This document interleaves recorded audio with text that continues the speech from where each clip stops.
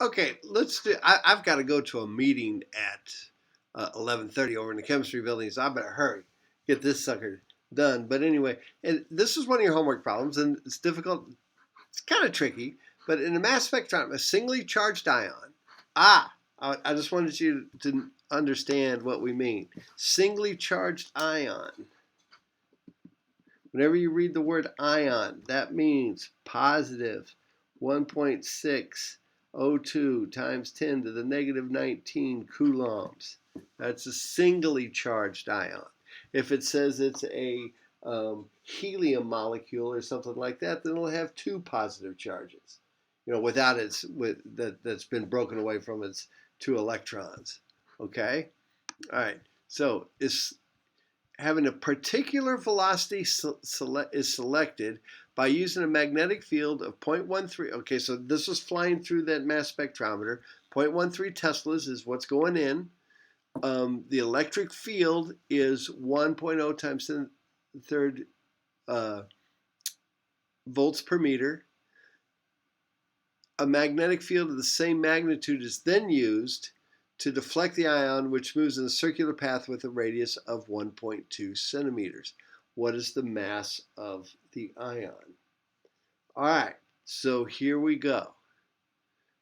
Here we go. All right, you got to do the first part. We've got to find the velocity. And then we're going to use that velocity when it enters into another magnetic field. So basically, you're having to do something twice here on 1916. All right, you got the first part where we've got to find the velocity that it's flying through here, because we've got a uniform magnetic field. We've got this ion flying through here. We don't know its velocity, I'm not sure. But I do know the E field, and I do know the B field. And so I know that the velocity is equal to the E field divided by the B field. We're on a roll. Then this same ion enters a mass spectrometer with the same B field. Let's say it's going this way though. Let's say this time it's coming out. It's got the same magnitude. So ion's going this way. B field's coming straight up at you. It's going this way. Boom. Force is pushing it down. So the force of field is pushing down. So it goes through here. Bang. Hits a detector over here, which is 0.12. R is equal to 0.12 meters. Okay. What's the key to this? Oh, that almost looks the same. B equals 0.13 teslas. All right. And E was equal to, what did they say E was? 1,000.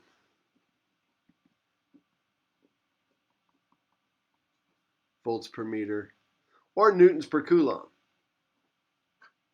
Volts per meter is the same thing. All right. We got to find the mass, and you know that mv squared over r is equal to the magnetic force that it feels. What's the magnetic force it feels in here? QVB. You got enough, I think, to be able to solve that. All right, so that's enough on that.